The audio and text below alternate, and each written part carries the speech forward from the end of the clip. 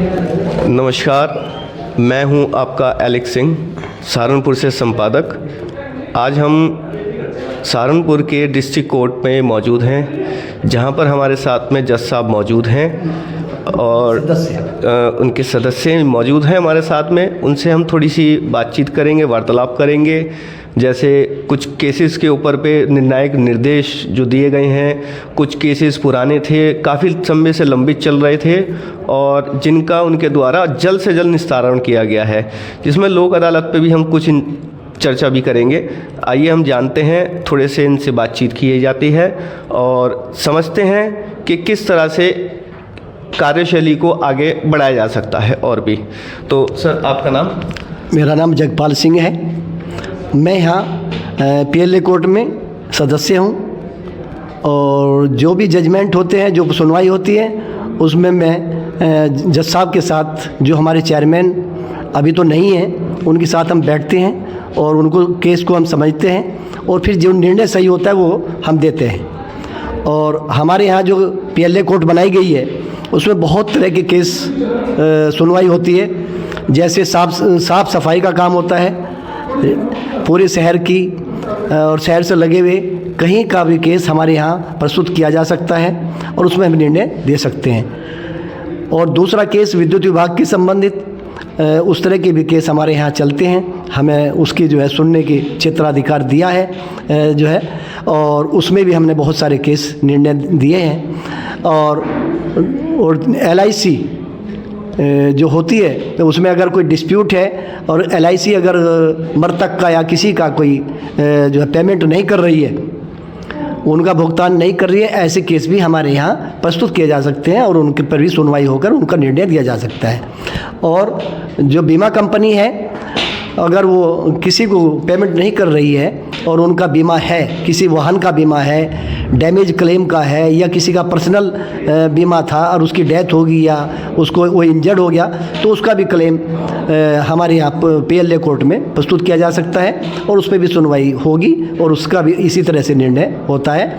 और भी कई तरह के क्षेत्राधिकार हमें इस कोर्ट में दिए गए हैं, जो जिन पे हम सुनते हैं और निर्णय देते हैं। और जल्दी से जल्दी जो क्लेमेंट होते हैं, जो एप्लीकेंट्स होते हैं, उनको हम लाभ पहुंचाने की कोशिश करते हैं कि उनका जल्दी निर्णय हो और जो भी उनको निर्णय में जो भी हो, उनका जो है वो लाभ उठा सकें जो है। और यहाँ पर कोई न्याय शुल्क नहीं है और बहुत सस्ता, सुलभ और जल्दी न्याय होता है। तो इस तरह के केस जो भी हमारे यहाँ आते, जल्दी जल्दी निस्तारण करने की कोशिश करते हैं। हमारे यहाँ पहले कुछ समय तक चेयरमैन नहीं रहे तो कुछ केस पेंडिंग चले आ रहे थे, वह भी हमने बहुत तत्परता से बहुत जल्दी जल्दी निपटारा किया है।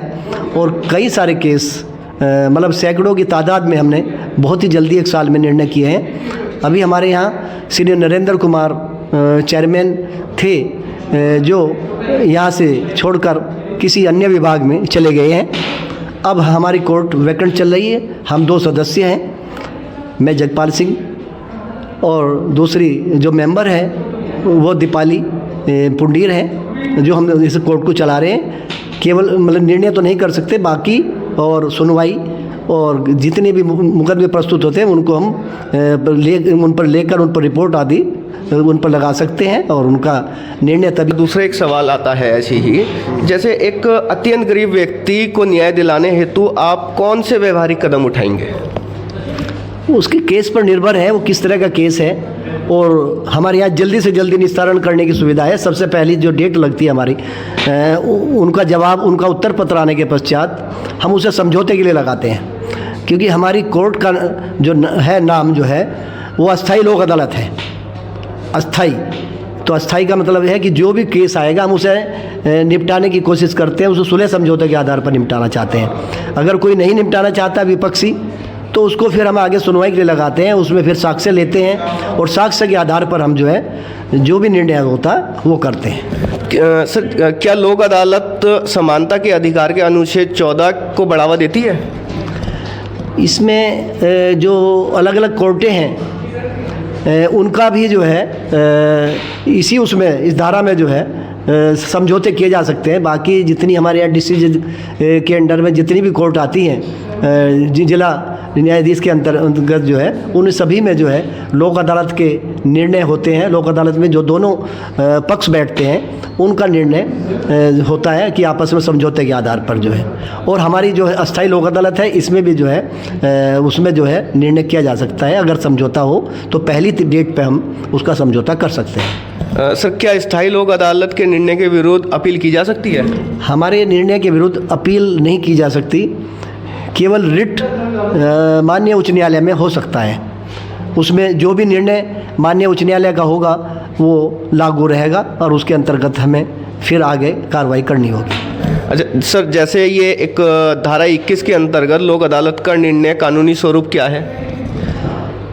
लोक अदालत का जो निर्णय है वो उसके विरुद्ध अपील नहीं हो सकती जो है।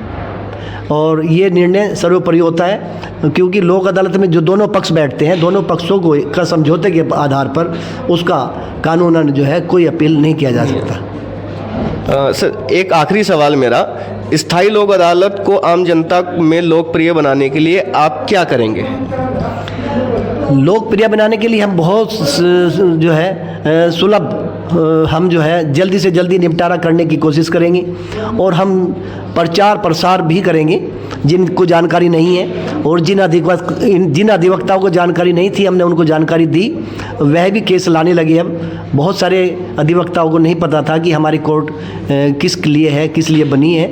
अब सबको हमने बता दिया है लगभग, और बाकी हम जनता में भी जाएंगे और उनको भी अपनी कोर्ट का प्रचार प्रसार करेंगे।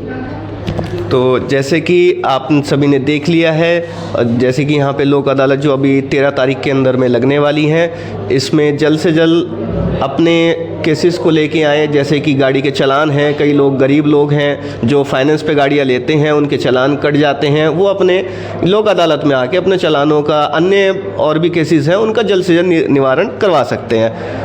तो हम इसको आज यहीं पे ख़त्म करते हैं। बाकी जैसे भी कुछ भी आगे हमारे को और जानकारी मिलती है या कोई भी बातचीत होती है तो हम आपके पास में तुरंत जल्द से जल्द इस स्पष्ट रूप से आपको दिखाने की पूरी कोशिश करेंगे। धन्यवाद। Thank you sir. Thank you.